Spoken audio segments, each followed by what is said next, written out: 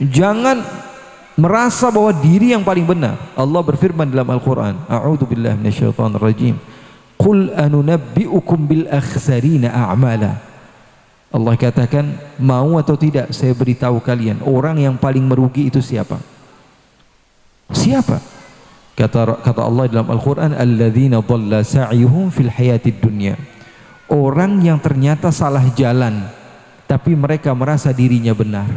Ini kita ngerasa diri kita paling benar, tahu-taunya salah jalan. Kira-kira sedih nggak? Jalan udah berkilo-kilo, udah jauh, tahu-taunya salah jalan. Sedih nggak kira-kira? Kita merasa diri kita sesuai dengan manhaj Allah, manhaj Rasulnya. Ternyata kita salah jalan, sedih atau tidak? Sedih dan nggak bisa balik karena kita merasa diri kita benar. Ini yang jadi masalah. Makanya kita harus fahami bahwa kalau ada sesuatu yang memberatkan itu untuk kita. Tapi kalau kita memandang umat lain, orang lain kita pandang dengan pandangan kasih sayang. Wah, bahkan orang yang jelas-jelasan maksiat sekalipun.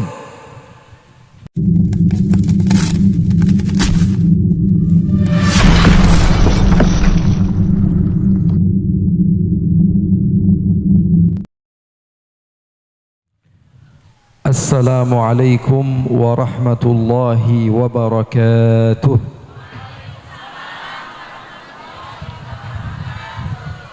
Alhamdulillah, nahmaduhu wa nasta'inuhu wa nastaghfiruh, wa na'udzu billahi min shururi anfusina wa min sayyiati a'malina. Man yahdihillahu fala mudilla lahu wa man yudlil fala hadiya lahu. Ashhadu an la ilaha illallah wahdahu la sharika lah, wa ashhadu anna sayyidana wa habibana wa azimana wa qurrata a'yunina wa nura qulubina Muhammadan abduhu wa rasuluh. Allahumma fasalli wa sallim wa barik wa karrim wa azzim wa majjid wa takarram wa tahannan ala sayyidina Muhammadin wa ala alihi wa sahbihi ajma'in. Subhanaka la ilma lana illa ma 'allamtana innaka antal alimul hakim. Rabbi shrah li sadri wa yassir li amri wahlul 'uqdatam min lisani yafqahu. Allahumma inni a'udzu bika min 'ilmin la yanfa' wa 'amalin la yurfa' wa qalbin la yakhsha' wa du'ain la yustajabu lah, wa la hawla wa la quwwata illa billahil aliyyil azim. Hadirin hadirat yang dikasihi oleh Allah, yang dicintai oleh Nabi besar Muhammad sallallahu alaihi wasallam. Hal pertama yang ingin saya sampaikan, bahwa tidaklah Allah gerakkan hati kita untuk menghadiri majlis-majlis seperti ini kecuali Allah mengisyaratkan kepada kita bahwa kita adalah makhluk yang dicintai oleh Allah. Dan sudah barang tentu Allah subhanahu wa ta'ala tidak akan memberikan kesempatan kepada orang yang tidak dicintai oleh Allah. Rasulullah sallallahu alaihi wasallam bersabda, man yuridillahu bihi khairan yufaqqihhu fid din. Orang yang diinginkan kebaikan oleh Allah kepadanya, maka ia akan dipermudah menuntut ilmu. Sekarang bukti nyata, bukan hanya kemauan, bukan hanya niat, akan tetapi kita sudah duduk bersama-sama di tempat ini, adalah satu bukti dari Allah bahwa Allah cinta kepada kita semua melalui jalur Nabi besar Muhammad sallallahu alaihi wasallam. Nabi Muhammad mulia atau tidak mulia, ibu-ibu? Mulia. Bukti nyata saja, dengan berkah Nabi Muhammad kita mau duduk di jalanan seperti ini. Nanti sore masih mau nggak duduk di sini? Nanti sore masih mau nggak duduk di sini sendirian? Tapi berkah Nabi Muhammad sallallahu alaihi wasallam kita berebut tempat di jalanan, di mana tempat ini sebenarnya bukanlah tempat yang layak untuk diduduki. Tapi berkah Nabi besar Muhammad sallallahu alaihi wasallam, semua di antara kita mau duduk bersama-sama di tempat ini. Oleh karena itu segala sesuatu yang berhubungan dengan Nabi Muhammad akan menjadi mulia. Ini orang yang kalau nggak tahu kita sedang buat acara lewat ngelihat orang-orang pakai kerudung, lihat orang-orang pakai peci, pasti mereka akan berpikir, wah ini kumpulan orang baik. Betul atau tidak? Betul atau tidak? Padahal di pinggir jalan, tapi mereka akan menganggap ini kumpulan orang-orang baik, orang-orang yang beriman kepada Allah, orang-orang yang berzikir kepada Allah, orang-orang yang bersalawat kepada Rasulullah sallallahu alaihi wasallam. Jadi segala sesuatu yang menempel kepada Nabi akan menjadi mulia. Bahkan trotoar atau jalanan akan menjadi mulia kalau disandarkan kepada Nabi besar Muhammad, apapun itu. Makanya Nabi Muhammad lahir pada bulan April, bulan Rabiul Awal. Kalau kita pelajari di dalam sejarah, ikhwani, bulan Rabiul Awal adalah bulan yang tidak ada historinya, tidak ada sejarahnya, tidak ada kisahnya. Kita cari dari Nabi Adam, dari Nabi Idris, Nabi Nuh, Nabi Hud, Nabi Saleh, Nabi Ibrahim, Nabi Musa, Nabi Isa. Tidak ada satupun dari bulan Rabiul Awal kejadian-kejadian yang mereka lalui. Tidak. Nabi Musa di bulan Muharram, ada yang di bulan Dzulhijjah, ada yang di bulan Ramadan, bulan yang mulia. Tapi tidak ada yang berlaku pada bulan Rabiul Awal. Kenapa? Allah menjaga Nabi Muhammad dari ucapan sebagian orang. Karena manusia ini umumnya terkadang merasa mulia karena tempat atau karena waktu. Kakek saya meninggalnya di Mekah. Wah, kalau udah meninggal di Mekah kenapa? Bangga sekali. Padahal Abu Jahal meninggalnya di mana? Di Mekah. Betul atau tidak? Manusia itu kalau lahirnya hari Jumat, bagus gak kira-kira? Langsung seketika mengatakan bagus. Anak saya lahirnya di bulan Ramadan, berbangga sekali sampai-sampai anaknya dinamakan Ramdhani. Betul atau betul? Artinya manusia itu terkadang bahagia dengan momen tertentu. Allah tidak mau Nabi Muhammad dianggap mulia karena bulan. Makanya Nabi Muhammad tidak lahir di bulan Ramadan, tidak lahir di bulan Muharram, tidak lahir di bulan Dzulhijjah. Dicari satu bulan yang betul-betul tidak ada sejarahnya, tidak ada historinya. Bulan Rabiul Awal ini bulan apa? Gak ada kejadian apa-apa. Maka bulan Rabiul Awal yang menjadi mulia karena Rasulullah lahir di bulan tersebut. Sallu ala Nabi Muhammad. Lihat, segala sesuatu yang berhubungan dengan Nabi Muhammad menjadi mulia. Hari yang terbaik hari apa? Hari Jumat. Menurut kaum Yahudi hari terbaik hari Sabtu. Menurut umat Nasrani hari terbaik adalah hari Minggu. Tapi Nabi Muhammad tidak lahir di hari Jumat, tidak lahir di hari Sabtu, tidak lahir hari Minggu. Nabi Muhammad lahir hari Senin yang tidak ada ceritanya sebelumnya. Kenapa? Karena Nabi Muhammad tidak mulia karena waktu, tidak mulia karena minggu, tidak mulia karena bulan. Tapi hari tersebut yang menjadi mulia karena Nabi besar Muhammad sallallahu alaihi wasallam. Sallu ala Nabi. Hari Senin menjadi mulia, semua orang berlomba-lomba untuk berpuasa. Pada hari Senin semua orang mengingat bahwa hari ini adalah hari dilahirkan Nabi besar Muhammad sallallahu alaihi wasallam. Nabi Muhammad mulia bukan karena hari, tapi hari menjadi mulia karena Nabi besar Muhammad sallallahu alaihi wasallam. Kota di mana Rasulullah dilahirkan, Makkah, menjadi mulia. Kota di mana Rasulullah hijrah, Madinah, menjadi mulia. Sahabat Nabi menjadi mulia. Keluarga Nabi menjadi mulia. Al-Quran firman Allah atau bukan? Taurat firman siapa? Firman Allah juga. Injil firman siapa? Firman Allah juga. Tapi yang mulia siapa? Al-Quran. Yang termulia siapa? Al-Quran. Padahal kesemuanya adalah firman Allah. Kenapa Al-Quran lebih dimuliakan? Karena turunnya kepada Nabi besar Muhammad. Kita yang recehan ini, yang setiap hari maksiat, kita tidak tahu kita ini sebaik-baiknya umat yang diciptakan oleh Allah. Karena kita, bukan karena Nabi besar Muhammad sallallahu alaihi wasallam. Kita yang hari-hari kita ini melakukan maksiat, kita yang hari-hari kita ini melakukan kelalaian, kita yang hari-hari kita ini melakukan hal-hal yang tidak benar, tapi Allah menganggap kita adalah umat terbaik. Bukan karena kita, tapi Allah memilih kita karena Nabi besar Muhammad sallallahu alaihi wasallam. Jadi segala sesuatu yang berhubungan dengan Nabi Muhammad Allah jadikan mulia. Karena apa? Karena Allah begitu cinta kepada Nabi besar Muhammad sallallahu alaihi wasallam. Dan inilah syariat ikhwani akhwati yang dimuliakan oleh Allah. Jadi jangan pernah takut masyarakat yang ada di Cibinong, jangan pernah takut. Muliakan Nabi setinggi-tingginya tidak masalah. Tidak masalah. Karena memang Nabi Muhammad pantas untuk dimuliakan. Justru kita memuliakan seseorang yang dimuliakan oleh Allah. Kalau kita baca Al-Quran, Allah memanggil nama Nabi Adam, ya Adam uskun anta wa zawjukal jannah. Kita melihat Allah memanggil nama Nabi Nuh, ya Nuh. Allah memanggil nama Nabi Ibrahim, ya Ibrahim. Allah memanggil Nabi Musa, ya Musa.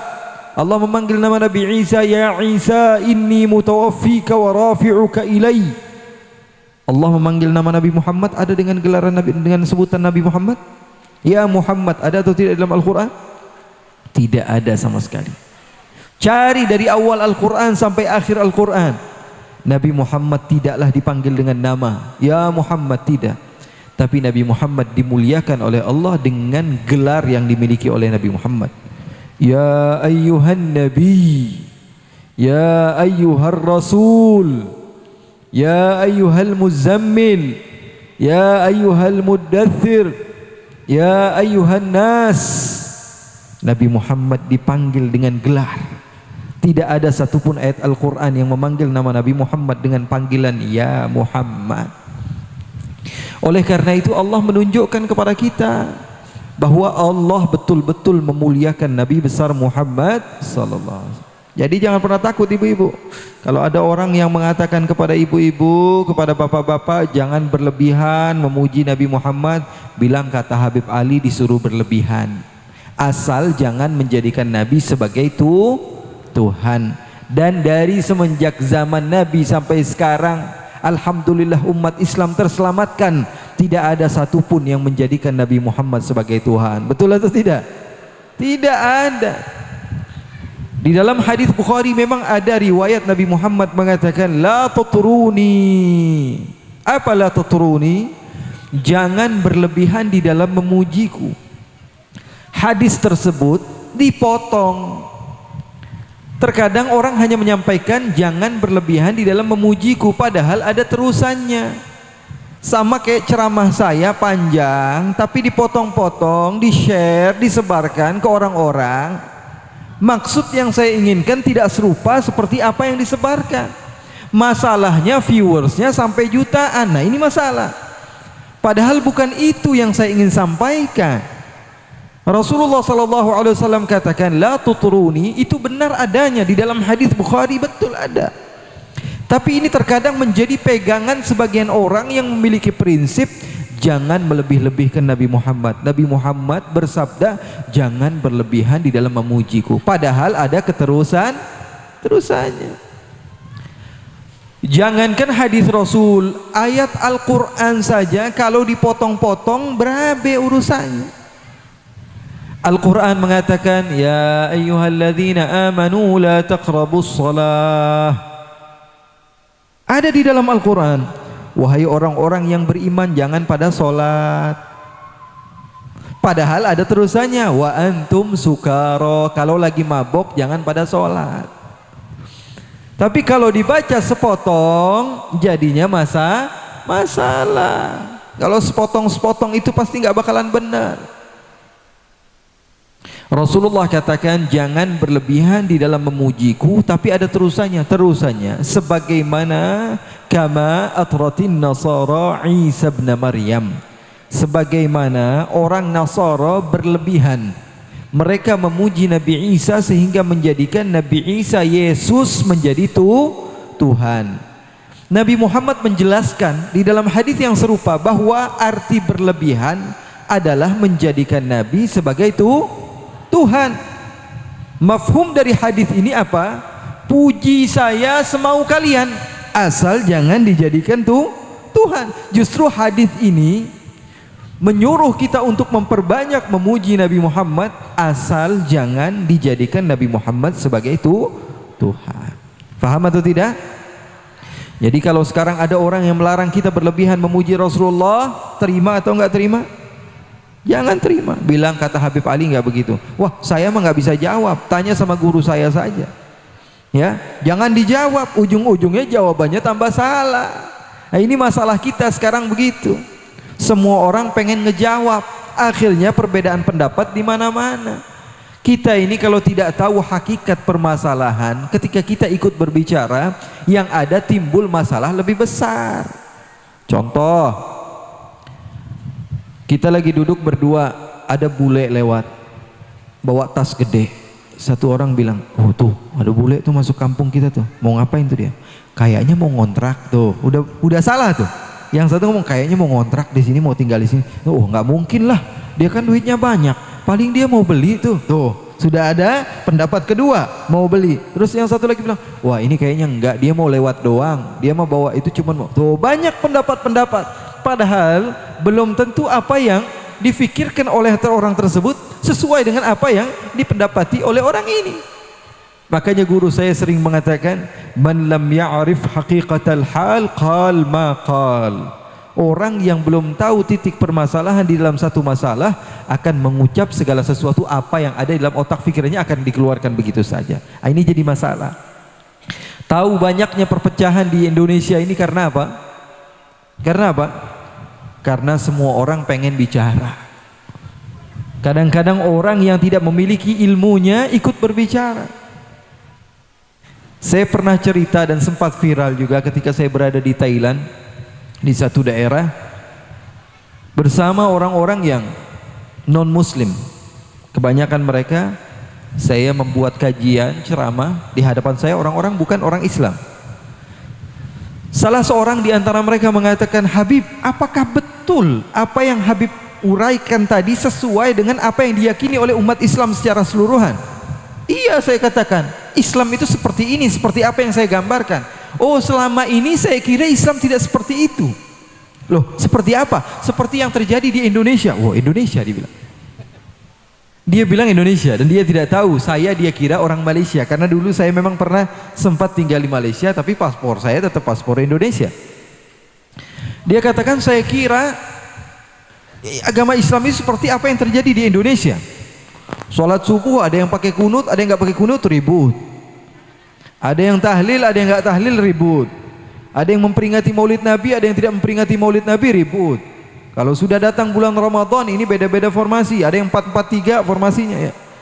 Sholat tarawihnya ada yang 11, ada yang 23, ada yang 36, berbeda-beda dan ribut. Saya kira agama Islam itu seperti itu, dikit-dikit masalah ribut berantem, dikit-dikit masalah ribut berantem. Mereka tidak tahu hakikat Islam yang sebenarnya. Nah, ini jadi masalah. Oleh karena itu, ya, kita sekarang berusaha untuk mendekat kepada para ulama. Ayo dekati para ulama. Jadikan daerah kita lingkungan ulama. Kalau merasa diri, wah saya sudah tua, nggak pantas lagi untuk belajar, ataupun pantasnya belajar seadanya apa yang ada di hadapan saya saja. Wah, saya jangan sampai anak saya tidak ada satupun yang menjadi ulama. Punya anak 3, sedekahkan 1 untuk Allah. Punya anak 4, sedekahkan 1 untuk Allah. Nazarkan untuk Allah, untuk membantu agama Allah. Agama Allah itu pasti akan menjadi mulia tanpa dibantu siapapun. Tapi pertanyaannya, apakah kita ikut andil atau tidak di dalam kemuliaan agama Islam? Maka ikhwani, masalahnya kita ini karena kita terlalu banyak berfatwa, padahal kita bukan orang yang pantas untuk berfatwa. Kalau sudah ada di dunia maya itu apalagi. Kadang-kadang nggak ditanya, dia bikin pertanyaan sendiri di Instastory. Dia bilang, ayo yang mau tanya saya silahkan, mumpung lagi nganggur nih, dia bilang. Padahal kelasnya kadang-kadang baca Al-Quran saja belum lancar, faham kepada Al-Quran saja tidak, faham kepada hadis saja tidak. Maka dari itu ya, kita ikut saja apa kata para ulama. Kita punya guru-guru di sini, kita ikut apa kata mereka. Dulu tidak ada perpecahan bagi umat karena apa? Karena mereka begitu percaya kepada Habib. begitu percaya kepada kiai, begitu percaya kepada ajengan.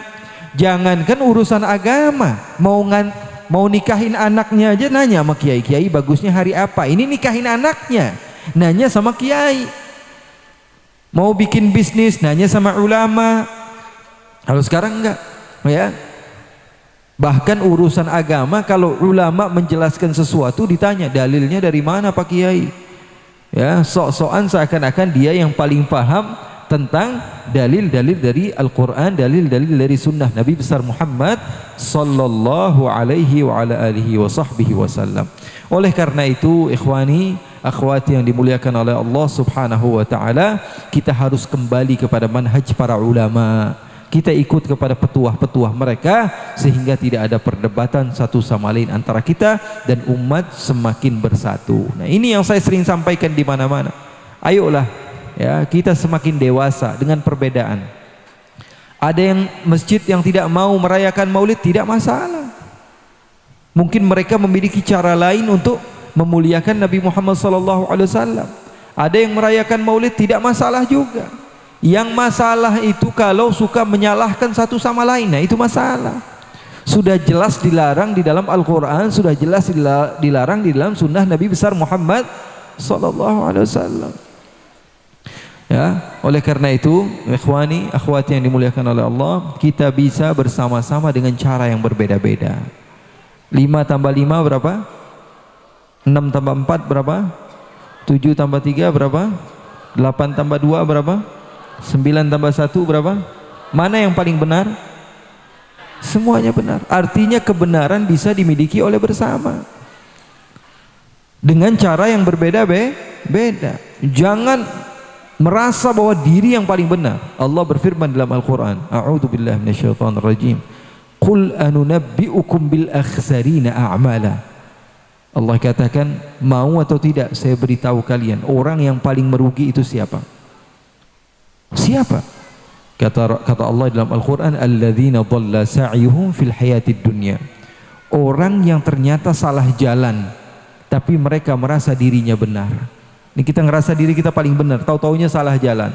Kira-kira sedih nggak? Jalan udah berkilo-kilo, udah jauh, tahu-taunya salah jalan. Sedih nggak kira-kira? Kita merasa diri kita sesuai dengan manhaj Allah, manhaj Rasulnya. Ternyata kita salah jalan, sedih atau tidak? Sedih dan nggak bisa balik karena kita merasa diri kita benar. Ini yang jadi masalah. Makanya kita harus fahami bahwa kalau ada sesuatu yang memberatkan itu untuk kita. Tapi kalau kita memandang umat lain, orang lain, kita pandang dengan pandangan kasih sayang. Wah, bahkan orang yang jelas-jelasan maksiat sekalipun. Ada ceramah saya tentang satu sahabat namanya Nuaiman. Nuaiman ini orang yang sering minum minuman keras, tapi Nabi Muhammad sayang kepadanya. Nabi Muhammad cinta kepadanya. Nabi Muhammad suka kepadanya. Sampai-sampai sahabat melaknat Nuaiman, Rasulullah marah.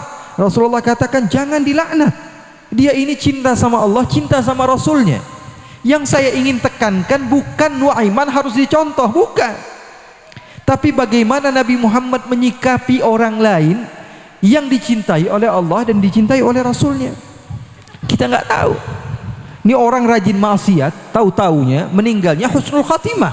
Kita belum tahu. Banyak atau tidak orang yang rajin maksiat kepada Allah, akhir hayatnya tiba-tiba berubah seketika. Banyak. Atau orang yang dari semenjak kecil dia rajin ibadah, ustadz, jadi mantan ustadz, jadi maksiat kepada Allah. Ada atau tidak? Banyak. Kita nggak pernah tahu akhir daripada kehidupan seseorang. Makanya kalau kita pandang orang, jangan pandang diri kita lebih baik dari orang tersebut. Nggak mungkin. Bisa jadi Allah tukar keadaan kita dengan orang tersebut. Na'udzubillah min dzalik. Itu yang diajarkan oleh Nabi. Pulang dari majelis ini, ayo kita setiap melihat makhluk Allah, siapapun mereka, anggap mereka lebih mulia dari kita. Sedih. Bahkan ada cerita yang paling sedih itu katanya, ada dua orang yang maksiat bersama-sama, kemana-mana maksiat bareng-bareng. Setiap hari melakukan dosa berdua-duaan, kemana-mana nyekek botol berdua-dua. Botol dicekek sama dia. Ya, dianya yang paeh ya, bukan botolnya yang paeh. Ya, kemana-mana dia melakukan maksiat sehingga kedua-duanya meninggal. Yang satu ditarik masuk neraka, yang satu ini bertanya kepada Allah, ya Allah, mana sahabat saya? Kan saya kalau maksiat kemana-mana bersama dia, kalau maksiat bersama dia, melakukan dosa bersama dia, kok saya masuk neraka sendirian? Nah, ini cerita yang paling ngenes. Allah jawab sama dia apa? Sebelum meninggal dia sempat taubat, sementara kamu tidak sempat taubat. Bahaya nggak kira-kira? Bahaya. Makanya jangan pernah menganggap orang lain dengan pandangan hina. Siapapun itu, walaupun orang yang rajin maksiat sekalipun. Kata Rasulullah, man ra'a minkum munkaran falyughayyirhu biyadih. Kalau Habib Ali mengartikannya, kalau ada orang yang melihat orang yang melakukan kemungkaran, contohnya mencuri, rubah dia dengan tanganmu. Tanganmu ambil, masukkan ke dalam dompet, kasih dia uang. Bukan dengan dipukul, tapi diambil dompet kamu, kasih dia uang, ya. Bikin dia semangat untuk bekerja, berbisnis, sehingga dia tidak menjadi pencuri lagi. Melakukan maksiat, rubah dengan tanganmu. Ambil tangan dia, seret dia untuk menjadi orang yang baik. Rubah dia dengan kemampuan kamu, dengan tanganmu. Kalau nggak bisa, baru dengan lidah. Nasihati aja. Saya emang nggak punya modal buat ngajak dia menjadi orang baik, maka saya ajak, saya nasihati. Kalau nggak bisa juga dengan hati, doakan. Mudah-mudahan dia berubah menjadi orang yang baik. Man ra'a minkum munkaran falyughayyirhu biyadihi wa illa fa bilisanihi wa illa fa biqalbihi wa dzalika adhaful iman. Jadi poinnya pada siang hari ini yang ingin saya sampaikan adalah, anggaplah diri sendiri adalah lebih hina dari orang lain di dalam urusan dunia atau dalam urusan akhirat. Di dalam urusan dunia saja kita dapat manfaat. Kalau kita merasa diri kita di bawah orang lain, kita bakalan semangat. Kalau kita punya gaji 3 juta, kita merasa diri kita hina karena kita memandang orang lain yang gajinya 5 juta, kita lebih semangat untuk bekerja. Tapi kalau kita mendapatkan gaji 2 juta, 1 juta, tapi kita melihat orang yang ada di bawah kita, apa yang kita akan dapatkan? Ya segitu-gitu aja. Itu contoh di dalam urusan dunia. Urusan akhirat sama. Ketika kita melihat orang yang ada di bawah kita, saya mah alhamdulillah masih suka ke masjid, dia mah malas ke masjid. Saya mah alhamdulillah masih suka pengajian, dia mah males ke pengajian. Nggak bakal nambah-nambah tuh. Padahal kita ini, ibadah kita ini, kalau kita perhatikan banyak kekurangannya. Bahkan ketika kita mengucap astaghfirullah Rabbal baraya, astaghfirullah. Apa arti istighfar? Minta sambil istighfar, astaghfirullah, dalam hatinya, ya Allah, soleh sekali saya ya. Teman-teman saya nggak ada yang istighfar, saya istighfar, astaghfirullah. Waduh, merdu sekali suara saya ya. Teman-teman saya biasa aja tuh. Bahkan minta ampunnya saja perlu diminta ampunkan lagi. Kita ini istighfar kita perlu diistighfarkan lagi, apalagi urusan lain. Makanya janganlah menganggap diri kita lebih mulia dari makhluk Allah yang lain, tidak. Pernah suatu hari Uwais Al-Qarani melihat ada seekor anjing, didekati oleh anjing tersebut oleh Uwais. Wahai Uwais, wahai anjing, kata Uwais, bedanya saya sama kamu, sekarang saya Uwais, kamu anjing. Tapi di hari kiamat, kalau kamu selamat, saya tidak selamat, maka kamu lebih hebat dari saya. Gak ada bedanya kita, wahai anjing, kata Uwais. Bedanya sekarang cuma nama panggilan saja. Kamu dipanggil anjing, saya dipanggil Uwais. Tapi kelak kalau di hari kiamat kamu yang diselamatkan oleh Allah dan saya mendapatkan siksaan dari Allah, maka kamu lebih baik dari saya, kata Uwais Al-Qarni. Subhanallah, ngajak ngomongnya anjing. Kalau kita terkadang kepada manusia yang bisa jadi mereka adalah orang yang dicintai oleh Allah, kita memandang mereka dengan pandangan yang hina. Na'udzubillahi min dzalik. Oleh karena itu, pulang dari majelis ini insyaallah kita semakin belajar daripada kehidupan di dunia yang sementara. Hidup di dunia ini cuma sementara. Hidup di dunia ini semuanya penuh dengan kedustaan, bohong semua. Bohong. Hidup di dunia semuanya bohong, tipu daya. Dan tidak ada yang cinta kepada kita sebagaimana cintanya Nabi besar Muhammad kepada kita. Nabi Muhammad berdoa kepada Siti Aisyah, dipanggil, wahai Aisyah, kemari kamu. Kenapa wahai Rasulullah, saya mau doakan kamu. Wah, senang Siti Aisyah, didoakan oleh Rasulullah. Kemudian Rasulullah berdoa, Allahumma ighfir li Aisyah ma qaddamat wa ma akharat. Ya Allah, ampunilah dosa Aisyah, dosa yang lalu dan dosa yang akan datang, dosa yang disengaja dan dosa yang tidak disengaja. Kira-kira kalau didoakan Nabi dikabulkan sama Allah atau tidak? Dikabulkan sama Allah atau tidak? Dikabulkan sama Allah. Bahagia Siti Aisyah. Sampai di dalam riwayat dikatakan Siti Aisyah berjoget-joget di hadapan Nabi. Ditanya sama Nabi, kenapa kamu berjoget-joget seperti ini wahai Aisyah? Saya senang ya Rasulullah. Senang kenapa? Didoakan oleh sosok insan yang doanya pasti tidak akan pernah ditolak oleh Allah. Apa kata Rasulullah, wahai Aisyah, doa yang sama setiap malam saya doakan untuk umat saya, kata Rasulullah. Doa yang serupa saya doakan untuk umat saya, kata Nabi besar Muhammad sallallahu alaihi wasallam. Ya, jadi kita, ya, pesan saya, insyaallah pulang dari majlis ini semakin kita cinta kepada Allah, cinta kepada Rasulullah, dan juga kita semakin memuji Allah, memuji Rasulullah. Jangan dengarkan orang-orang yang tidak sepaham, yang melarang kita untuk memuji Rasulullah, karena sebetulnya mereka belum benar-benar memahami apa yang ada di dalam Al-Quran, apa yang di dalam sunnah Nabi besar Muhammad SAW. Yang kedua, ya, berbijaklah di dalam perbedaan. Kalaupun ada orang yang berbeda pendapat, ikuti saja sudah. Karena setiap orang pasti berbeda, setiap manusia itu pasti berbeda. Laki-laki, perempuan berbeda, tapi dengan perbedaan tersebut bisa ada mahabbah, bisa ada cinta. Yang ketiga, jangan pandang orang lain lebih hina di antara kita. Ya, pandanglah dengan pandangan bahwa mereka ini ciptaan Allah. Bisa saja Allah Subhanahu wa taala jadikan mereka lebih mulia dibanding kita, bisa. Yu'izzu may yasha wa yudhillu may yasha. Allah bisa memuliakan orang yang hina sekalipun, dan Allah Subhanahu wa taala bisa menghinakan orang yang mulia sekalipun. Gampang. Kaya raya dibikin pilot seketika, bisa sama Allah. Miskin dinaikkan sama Allah derajatnya secepat mungkin, bisa bagi Allah. Yang tidak memiliki harta Allah muliakan, bisa.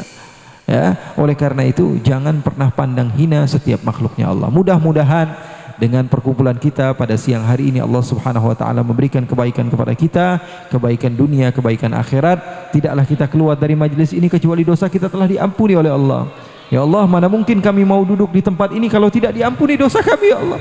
Ya Allah, pulangnya kami dari majlis ini mudah-mudahan Allah ampuni dosa-dosa kami, ya Allah. Allah angkat derajat kami, ya Allah. Dijadikan kami termasuk orang-orang yang betul-betul bisa mencintai Allah dan Rasulnya, ya Allah. Ya Allah, jaga masjid kami, ya Allah. Ya Allah, jaga kampung kami, jaga ulama kami, jaga desa kami, ya Allah. Jadikanlah kami termasuk orang-orang yang terus-menerus bekerja sama untuk menggapai syurga-Mu, ya Allah. Ya Allah, satu pun di antara mereka jangan rasakan mereka kepada siksaan neraka sedikit pun, ya Allah.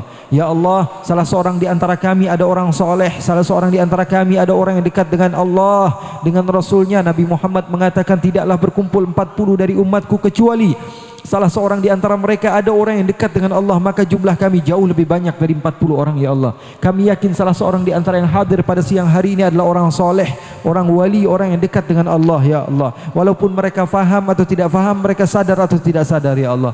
Ya Allah, salah seorang di antara yang hadir mungkin ada yang sakit, ya Allah, dan doanya orang yang sakit didengar oleh-Mu, ya Allah. Salah seorang di antara yang hadir mungkin ada yang datang dari perjalanan jauh, ya Allah, musafir, dan doa mereka didengar oleh-Mu, ya Allah. Maka dengarlah doa kami dengan keberadaan mereka, ya Allah. Kami tahu siapa diri kami kalau meminta, ya Allah. Kami penuh dengan maksiat, penuh dengan kekurangan, penuh dengan kehinaan. Namun keberadaan mereka di sekitar kami, tolong jadikan itu adalah penerimaan doa di dalam doa-doa kami, ya Allah. Ya Allah, berikanlah kami satu hal, ya Allah, husnul khatimah. Berikanlah kepada kami satu hal, ya Allah, husnul khatimah. Kepada semua di antara kami, ya Allah, berikanlah kepada kami husnul khatimah. Karena itu yang kami harap, ya Allah. Banyak ibadah tapi mati dalam keadaan su'ul khatimah, untuk apa, ya Allah? Banyak melakukan kebaikan tapi mati dalam keadaan mati yang buruk, untuk apa, ya Allah?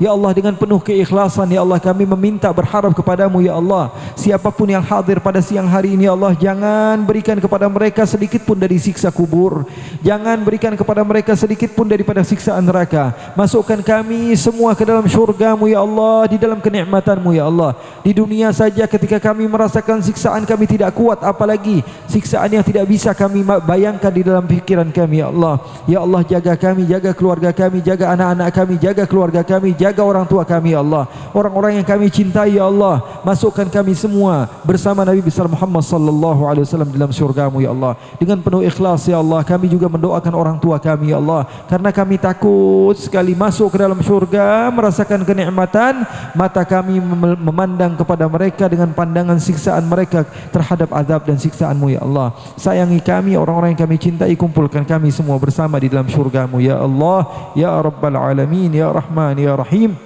ya Rahim al-Masakin. Wa sallillahumma bijamalika wa jalalika ala Sayyidina Muhammadin warzuqna kamal al-mutaba'ati lahu zahiran wa batinan fi afidin wa salamah walhamdulillahi rabbil alamin. Alhamdulillah, demikian tadi ceramah agama yang disampaikan oleh Al-Habib Ali Zainal Abidin Al-Qaf. Sangat menyentuh hati dan benar-benar kita dapat mengamalkan dalam kehidupan sehari-hari. Kurang lebihnya mohon maaf, mungkin dari awal sampai akhir ada kata-kata tidak berkenan. Wallahu muwaffiq ila aqwamit thoriq. Wassalamualaikum warahmatullahi wabarakatuh.